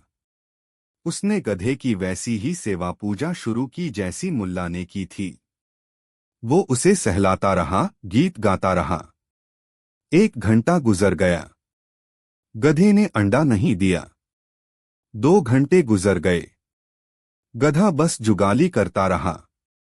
शाम हो गई। सेठ गाते गाते और सहलाते सहलाते थककर चूर हो गया, लेकिन अंडा नदारद था। सेठ को थोड़ी चिंता हुई। शायद मैंने ठीक से नहीं गाया होगा। अगले दिन उसने शहर के सबसे बड़े संगीतकार को बुलवा लिया। संगीतकार वीणा बजाता और सेठ गधे के कान में गाता। पूरा दिन निकल गया, नतीजा 0। 1 हफ्ता और बीत गया। सेठ अब परेशान हो गया था। उसने गधे को धमकाना शुरू कर दिया, अंडा देता है या नहीं, वरना खाल उधेड़ दूंगा। लेकिन गधा तो गधा था। वो सिर्फ ढेंचू कर सकता था। जब 1 महीना गुजर गया और एक भी अंडा नहीं मिला तो सेठ लालचंद को समझ आ गया कि उसके साथ धोखा हुआ है। वो गुस्से से आग बबूला हो गया।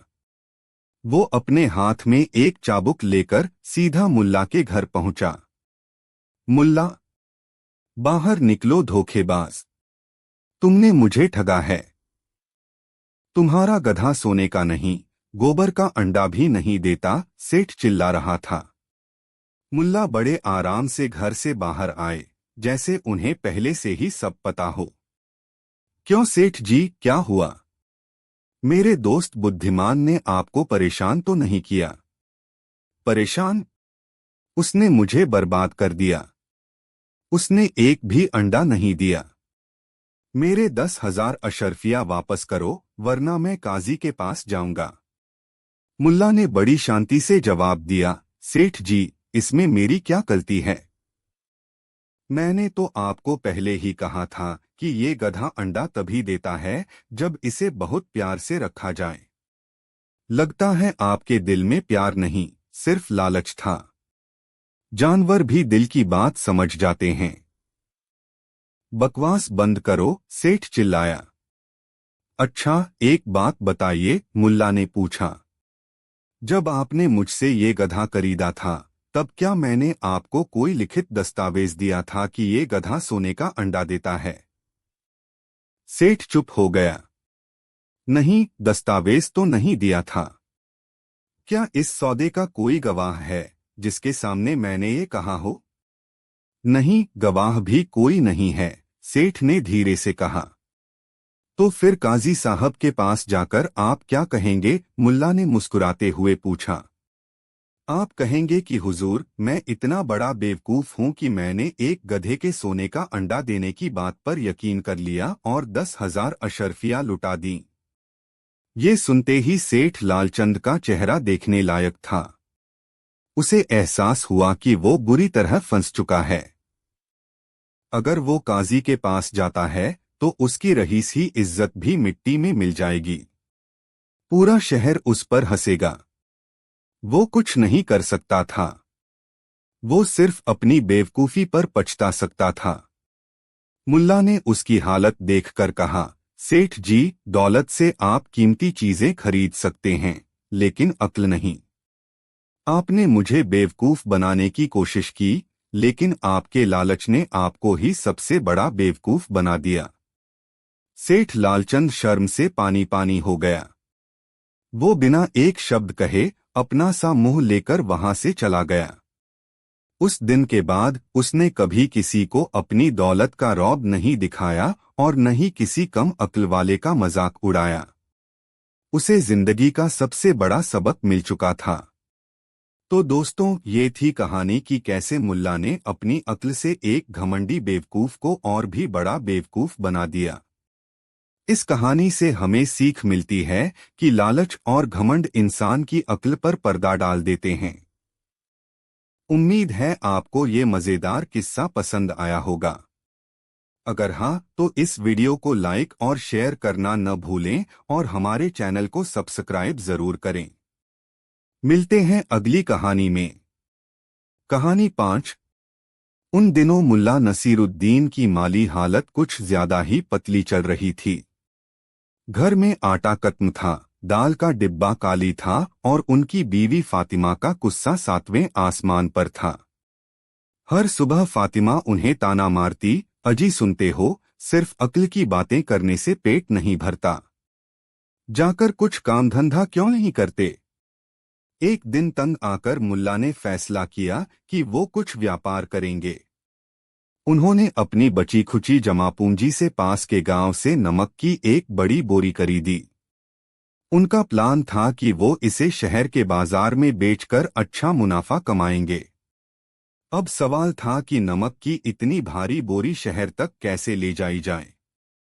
नजर गई उनके प्यारे गधे बुद्धिमान पर। मुल्ला अपने गधे को प्यार से बुद्धिमान बुलाते थे, हालांकि उसकी हरकतें बिल्कुल उल्टी थीं। बुद्धिमान उस वक्त बड़े आराम से धूप सेंक रहा था और मक्खियों से बातें कर रहा था। मुल्ला ने प्यार से उसकी पीठ थपथपाई, चलो मेरे दोस्त, आज हमें एक जरूरी काम पर जाना है। तुम्हारी मेहनत से आज घर में रोटी पकेगी। बुद्धिमान ने कान फड़फड़ाए, जैसे कह रहा हो, मेहनत? ये क्या होती है? मैंने तो आज तक आराम के सिवा कुछ किया ही नहीं। खैर, मुल्ला ने जैसे तैसे नमक की भारी बोरी गधे की पीठ पर ला दी। बोरी का वजन इतना ज्यादा था कि बुद्धिमान की टांगें कांपने लगीं। उसने ऐसी दर्द भरी ढेंचू की आवाज निकाली जैसे मुल्ला ने उस पर नमक नहीं बल्कि पूरा पहाड़ लाद दिया हो। चुपचाप चलो, ज्यादा नाटक मत करो, मुल्ला ने उसे डांटा और लगाम पकड़कर शहर की तरफ चल पड़े। रास्ता कच्चा और उबड़ खाबड़ था। गधा मन मारकर धीरे धीरे चल रहा था। हर 2 कदम चलने के बाद वो रुक जाता और ऐसी सूरत बनाता जैसे उसकी आखिरी सांसें चल रही हों। मुल्ला उसे कभी पुचकारते, कभी धमकाते, लेकिन गधे की रफ्तार कछुए से भी धीमी थी। शहर पहुंचने के रास्ते में एक छोटी सी नदी पड़ती थी, जिसे पार करने के लिए एक पुराना लकड़ी का पुल बना हुआ था। जैसे ही मुल्ला और गधा पुल पर पहुंचे, बुद्धिमान के शैतानी दिमाग में एक बत्ती जली। उसने देखा कि नदी ज्यादा गहरी नहीं है। उसने जानबूझकर अपना पैर फिसलाया और धड़ाम से नदी में गिर गया। मुल्ला चिल्लाए, अरे बुद्धिमान, ये क्या किया? मुल्ला ने बड़ी मुश्किल से उसे खींचकर नदी से बाहर निकाला। गधा तो बाहर आ गया, लेकिन नमक की बोरी पूरी तरह भीग चुकी थी। और जैसा कि आप जानते हैं, नमक पानी में घुल जाता है। जब तक वो नदी से बाहर निकले, बोरी का आधा नमक पानी में घुलकर बह चुका था। गधा जब खड़ा हुआ, तो उसे अपनी पीठ पर वजन बहुत हल्का महसूस हुआ। उसकी आंखों में एक चमक आई। उसे कामचोरी का एक शानदार आइडिया मिल गया था। वो खुशी से दुलत्ती झाड़ने लगा। मुल्ला ने जब बोरी का हाल देखा तो अपना सिर पीट लिया। हे भगवान, मेरा तो सारा मुनाफा इसी नदी में बह गया। बेचारे मुल्ला को उस दिन बहुत घाटा हुआ, लेकिन उन्होंने हिम्मत नहीं हारी। अगले हफ्ते मुल्ला ने फिर से अपनी बची खुची पूंजी से नमक की एक और बोरी खरीदी। उन्हें उम्मीद थी कि इस बार किस्मत उनका साथ देगी। उन्होंने फिर से बोरी को बुद्धिमान की पीठ पर लादा। गधा इस बार कोई नाटक नहीं कर रहा था। वो बड़ी शांति से चल रहा था, जैसे बहुत ही आज्ञाकारी हो। मुल्ला को लगा कि शायद उसे अपनी गलती का एहसास हो गया है। जैसे ही वो नदी वाले पुल पर पहुंचे, गधे ने फिर वही ड्रामा किया। उसने जानबूझकर पैर फिसलाया और छपाक से नदी में कूद गया। इस बार भी जब वो बाहर निकला तो बोरी का ज्यादातर नमक पानी में घुल चुका था और उसकी पीठ का बोझ हल्का हो गया था।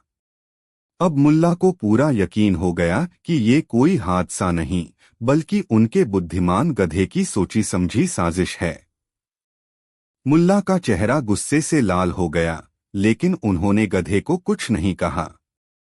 वो मन ही मन मुस्कुराए, अच्छा बेटा, तू मुझे चालाक समझता है। अब मैं तुझे बताऊंगा कि असली चालाकी किसे कहते हैं। तू गधा है तो मैं मुल्ला नसीरुद्दीन हूं। तीसरा हफ्ता मुल्ला का मास्टर प्लान। इस बार मुल्ला बाजार गए, लेकिन उन्होंने नमक नहीं खरीदा। उन्होंने उतनी ही बड़ी बड़ी बोरियों में रुई कपास भरवाई। रुई देखने में बहुत ज्यादा लगती थी, लेकिन वजन में नमक से बहुत हल्की थी। उन्होंने रुई की 2 बड़ी बड़ी बोरियां बुद्धिमान की पीठ पर लाद दी। गधे ने देखा कि बोरियां तो पहले से भी बड़ी हैं, लेकिन वजन बिल्कुल नहीं है। वो बड़ा खुश हुआ। उसने सोचा, आज तो मुल्ला ने मुझ पर बहुत रहम किया है, लेकिन मैं अपनी आदत से बाज नहीं आऊंगा। जो थोड़ा बहुत वजन है उसे भी नदी में खत्म कर दूंगा। मुल्ला ने लगाम पकड़ी और चल पड़े। गधा आज बड़ी तेजी से चल रहा था। वो नदी पर पहुंचने के लिए बेताब था। जैसे ही पुल आया, गधे ने एक पल की भी देरी नहीं की। मुल्ला कुछ समझ पाते उससे पहले ही उसने ढेंचू ढेंचू की विजी आवाज निकाली और पूरी ताकत से नदी में छलांग लगा दी। वो पानी में गिरा और अपनी पीठ हल्की होने का इंतजार करने लगा। लेकिन इस बार जो हुआ उसकी उसने कल्पना भी नहीं की थी। रुई ने पानी सोखना शुरू कर दिया, और जैसे जैसे रुई पानी सोखती गई, उसका वजन बढ़ने लगा और बढ़ने लगा, और इतना बढ़ गया कि गधे को लगा जैसे उसकी पीठ पर किसी ने 10 पहाड़ लाद दिए हों। जो बोझ पहले पंख जैसा हल्का था, अब वो चक्की के पाट से भी भारी हो गया था। गधे की हालत खराब हो गई। वो डूबने लगा। उसका सिर पानी के नीचे जा रहा था। उसने घबराकर अपनी टांगें मारी। ढेंचू, ढे, घोण, घोण की अजीब अजीब आवाजें निकालने लगा। मुल्ला नसीरुद्दीन पुल पर खड़े होकर ये सारा नजारा देख रहे थे। उनके चेहरे पर एक शैतानी मुस्कान थी। जब उन्होंने देखा कि गधे की अक्ल अब पूरी तरह ठिकाने आ गई है, तब वो नदी में उतरे और बड़ी मुश्किल से उसे और रुई के बोझ को खींचकर बाहर निकाला। गधा जब बाहर आया तो वो बुरी तरह हाफ रहा था। उसकी कमर बोझ से झुकी जा रही थी। वो एक कदम भी चलने की हालत में नहीं था। उसने ऐसी दयनीय नजरों से मुल्ला को देखा, जैसे कह रहा हो, मालिक माफ कर दो। आज समझ में आया कि हर बार चालाकी काम नहीं आती। मुल्ला ने उसकी पीठ थपथपाई और बोले, क्यों मेरे बुद्धिमान दोस्त, आज नदी में नहाने का मजा कैसा लगा? मुझे लगा कि तुम्हें ठंड लग रही होगी, तो मैंने सोचा कि तुम्हारे लिए रुई का लिहाफ ले चलूं। अब देखो, ये लिहाफ पानी पीकर कितना भारी और गर्म हो गया है। उस दिन गधे को जो सबक मिला वो उसे जिंदगी भर याद रहा। उस दिन के बाद जब भी वो पुल के पास से गुजरता तो नदी की तरफ देखने की भी हिम्मत नहीं करता था। वो चुपचाप सिर झुकाकर पुल पार कर लेता। कहानी का दूसरा हिस्सा, जब गधे ने लिया बदला। लेकिन बुद्धिमान भी आखिर मुल्ला का ही गधा था। वो इतनी आसानी से हार मानने वालों में से नहीं था। उसने बदला लेने की ठान ली। कुछ महीने बाद शहर के काजी साहब ने एक बड़ी दावत रखी। उन्होंने मुल्ला को भी कास न्योता भेजा। मुल्ला अपने सबसे अच्छे कपड़े पहनकर तैयार हो गए। उन्होंने बुद्धिमान को नहलाया धुलाया और उसकी पीठ पर एक नई मखमली काठी रखी। चलो दोस्त, आज काजी साहब के घर दावत है। आज कोई शरारत मत करना, वरना मेरी इज्जत का फलूदा बन जाएगा। गधा बड़े अदब से सिर हिलाकर उनके पीछे पीछे चल दिया। काजी साहब का घर शहर के दूसरे छोर पर था। रास्ते में एक बड़ा कीचड़ से भरा गड्ढा था, जिससे लोग बचकर निकल रहे थे। मुल्ला भी गड्ढे के किनारे से निकलने वाले थे, तभी बुद्धिमान अचानक रुक गया। वो आगे बढ़ने को तैयार ही नहीं था। क्या हुआ? चलो आगे, मुल्ला ने उसे खींचा। गधे ने मुल्ला की तरफ देखा और फिर कीचड़ भरे गड्ढे की तरफ। उसकी आंखों में वही पुरानी शैतानी चमक थी। इससे पहले कि मुल्ला कुछ समझ पाते, गधे ने जमीन पर लोटना शुरू कर दिया। वो कीचड़ में ऐसे लोटपोट होने लगा जैसे कोई सूअर हो। उसने अपनी पीठ, अपना पेट, अपना मुंह, सब कुछ कीचड़ से सान लिया। मुल्ला के नए साफ सुथरे कपड़ों पर कीचड़ के बड़े बड़े छींटे पड़े। उनका पूरा हुलिया खराब हो गया। वो दावत में जाने लायक ही नहीं बचे। मुल्ला गुस्से से चिल्लाए, अरे बेवकूफ, ये क्या किया तूने? गधा कीचड़ से सना हुआ खड़ा हुआ और ऐसी मासूम सूरत बनाई जैसे कह रहा हो, मालिक, मुझे लगा कि आपको गर्मी लग रही होगी, तो मैंने सोचा कि आपके लिए कीचड़ का लेप तैयार कर दूं। ये त्वचा के लिए बहुत अच्छा होता है। अब मुल्ला को रुई वाली बात याद आ गई। वो समझ गए कि गधे ने अपना बदला ले लिया है। वो गुस्सा होने के बजाय हंसने लगे। उन्होंने अपने गधे के कीचड़ सने सिर पर हाथ फेरा और बोले, वाह मेरे दोस्त, वाह! आज तूने साबित कर दिया कि तू वाकई मेरा ही गधा है। हिसाब बराबर। उस दिन मुल्ला दावत में तो नहीं जा पाए, लेकिन उन्हें एक बात समझ में आ गई। उनकी और उनके गधे की ये नोकझोंक भरी दोस्ती ही उनकी जिंदगी का सबसे बड़ा मजा है।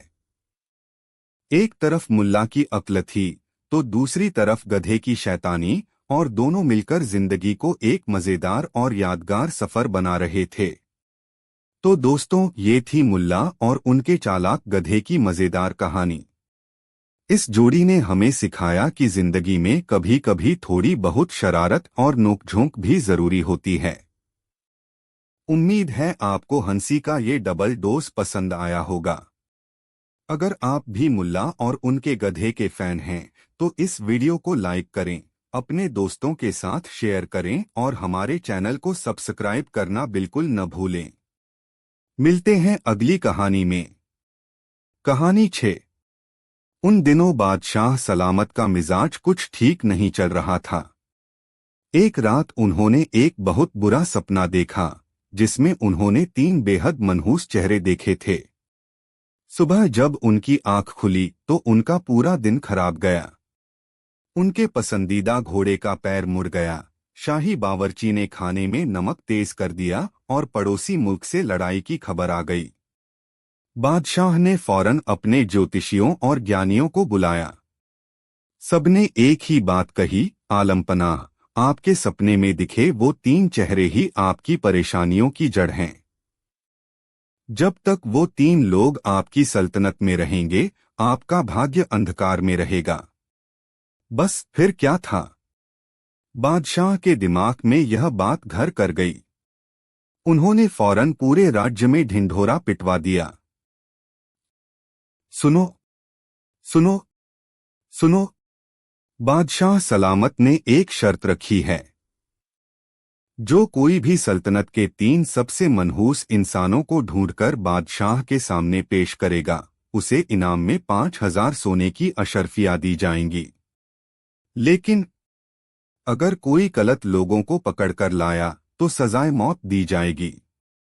ये ऐलान सुनते ही पूरे शहर में खलबली मच गई।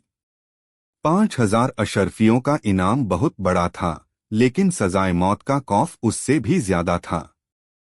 मनहूसियत को कोई कैसे साबित कर सकता था? इसका कोई पैमाना तो था नहीं। कई लालची लोगों ने अपनी किस्मत आजमाई। एक आदमी एक ऐसे मोची को पकड़ लाया जिसकी दुकान पर बैठते ही उसके जूते टूट गए थे। बादशाह ने कहा, ये मनहूसियत नहीं, तुम्हारी बदकिस्मती है, और उसे जेल में डाल दिया। एक दूसरा आदमी एक ऐसे किसान को पकड़ लाया जिसके खेत में कभी फसल नहीं उगती थी। बादशाह ने कहा, ये उसकी मेहनत में कमी हो सकती है, मनहूसियत नहीं, उसे भी सजा मिली। देखते देखते सल्तनत की जेलें भरने लगीं और लोगों ने इस शर्त से तौबा कर ली। सबको यकीन हो गया कि यह एक नामुमकिन काम है। ये खबर मुल्ला नसीरुद्दीन के कानों तक भी पहुंची। उनकी बीवी ने कहा, अजी, आप तो खुद को बड़ा अक्लमंद समझते हैं। जाइए और इस शर्त को जीत कर दिखाइए ताकि घर में 4 पैसे आए। मुल्ला मुस्कुराए, फातिमा, ये शर्त अक्ल से नहीं बल्कि बेवकूफ़ी से जीती जाएगी। बादशाह वहम के शिकार हो गए हैं और वहम का इलाज हकीम नहीं, एक आईना करता है। मुझे बस सही वक्त का इंतजार है। मुल्ला ने अपना काम शुरू कर दिया। वो शहर के सबसे बड़े जुआरी शंभू शराबी के अड्डे पर जाने लगे। शंभू अपनी बुरी किस्मत के लिए पूरे शहर में बदनाम था। वो जिस भी खेल में पैसा लगाता, हार जाता था। लोग कहते थे कि अगर शंभू सोने को भी हाथ लगा दे तो वो मिट्टी बन जाए। मुल्ला ने शंभू से दोस्ती गांठ ली। वो उसके साथ बैठते, उसकी कहानियां सुनते। शंभू ने बताया कि कैसे वो एक अमीर व्यापारी हुआ करता था, लेकिन जुए की लत ने उसे बर्बाद कर दिया। उसकी शक्ल पर हमेशा एक मायूसी और हार का भाव रहता था। इसके बाद मुल्ला ने शहर के दूसरे कोने में रहने वाले एक बूढ़े लकड़हारे कालू की खोज की। कालू के बारे में मशहूर था कि वो जिस भी पेड़ को काटने जाता, या तो उसकी कुल्हाड़ी टूट जाती या पेड़ उसी के ऊपर गिरते गिरते बचता। उसकी पूरी जिंदगी हादसों से भरी हुई थी। एक बार वो नदी पार कर रहा था तो उसकी नाव में छेद हो गया। एक बार उसने एक झोपड़ी बनाई तो अगले ही दिन उस पर बिजली गिर गई। लोग उसे बदनसीब कालू कहकर बुलाते थे। मुल्ला ने उससे भी मिलना जुलना शुरू कर दिया। अब मुल्ला को तीसरे चेहरे की तलाश थी, और वो चेहरा उन्हें मिला शहर के कब्रिस्तान के पास।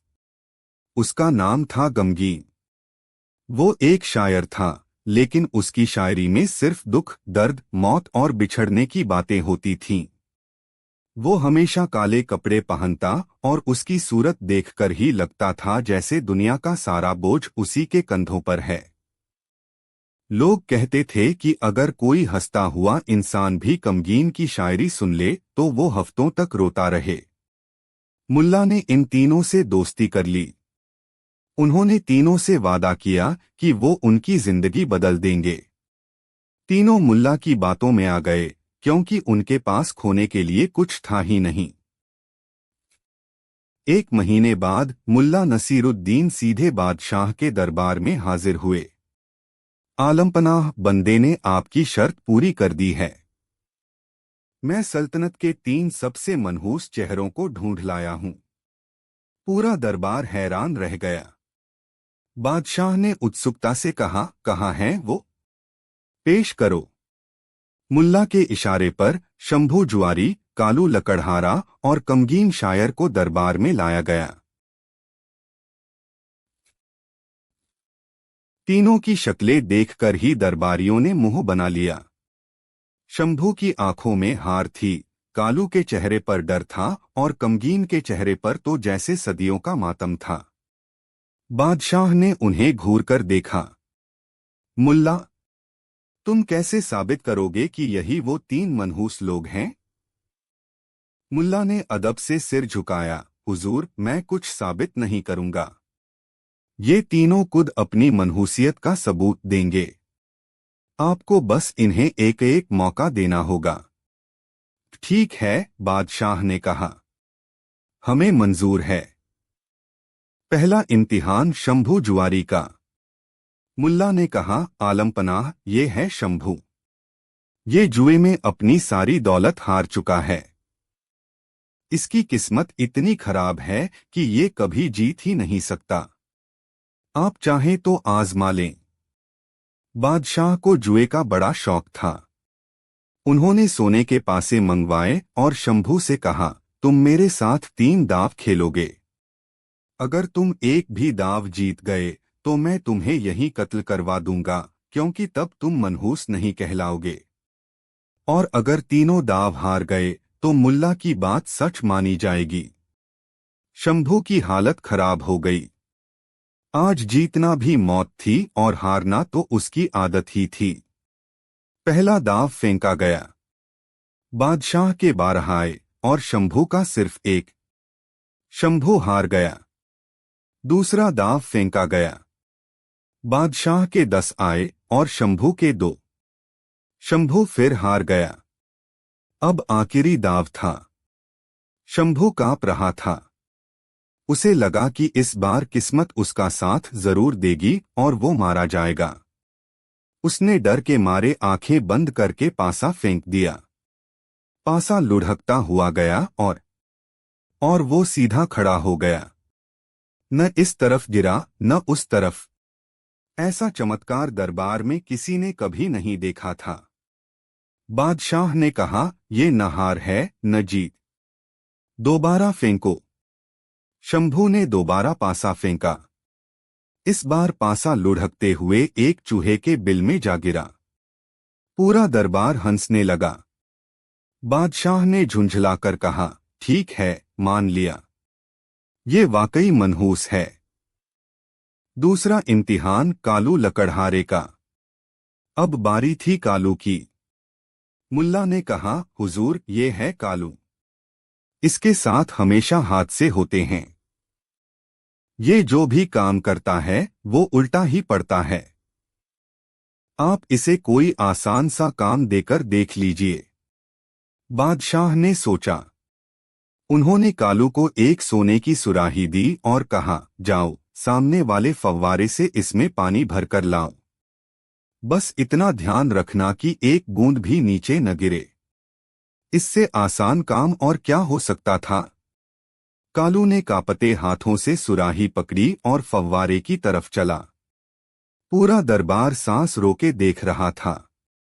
कालू ने जैसे ही सुराही को फव्वारे के नीचे लगाया, फव्वारे से पानी आना ही बंद हो गया।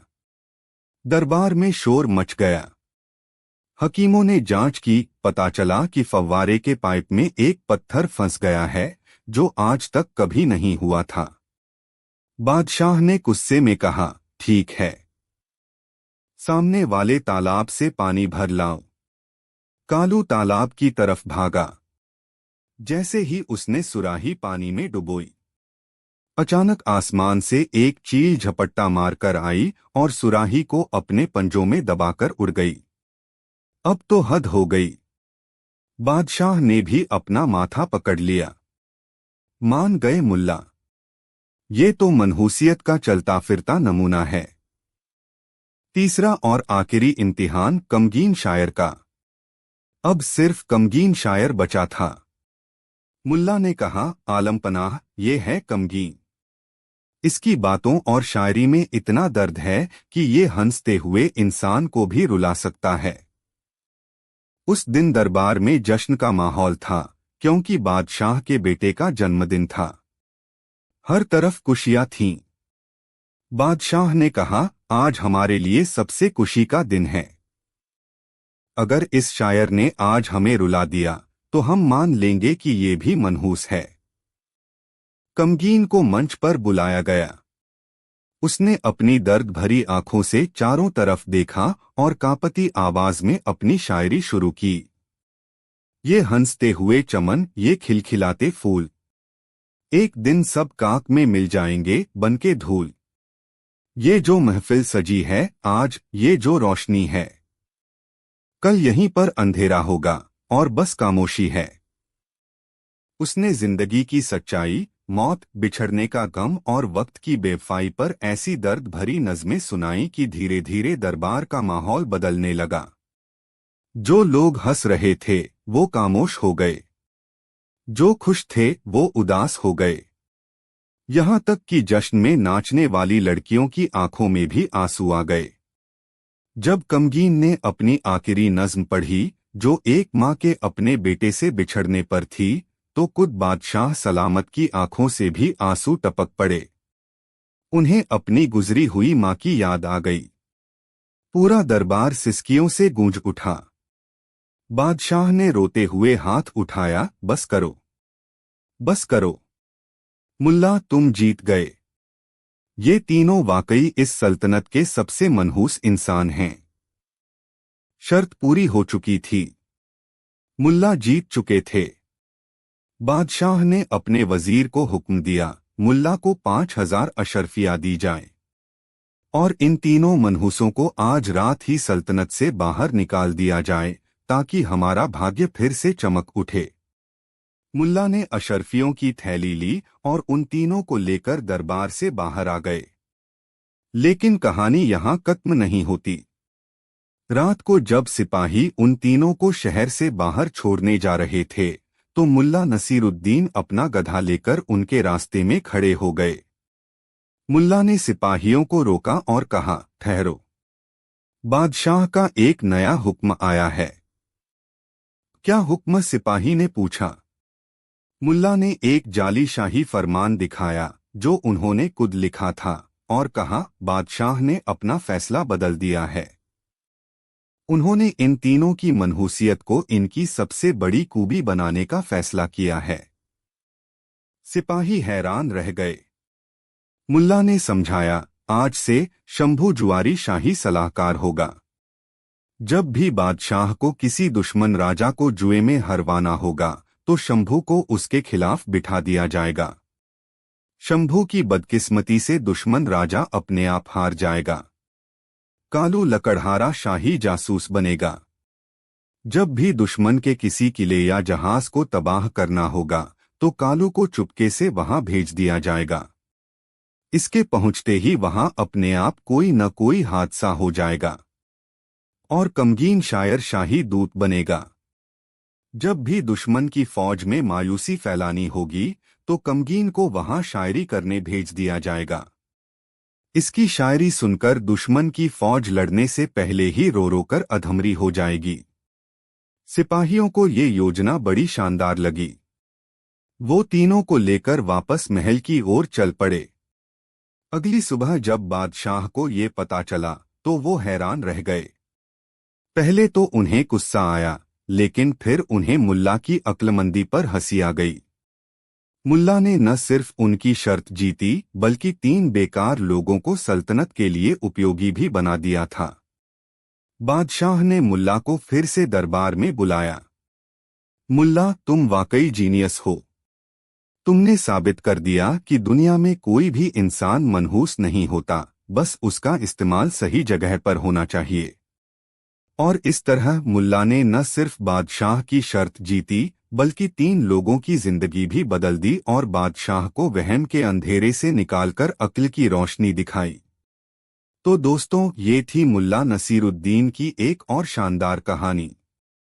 इस किस्से ने हमें सिखाया कि जिसे हम किसी की कमी या बदकिस्मती समझते हैं, वो सही नजरिए से देखने पर उसकी सबसे बड़ी ताकत भी हो सकती है।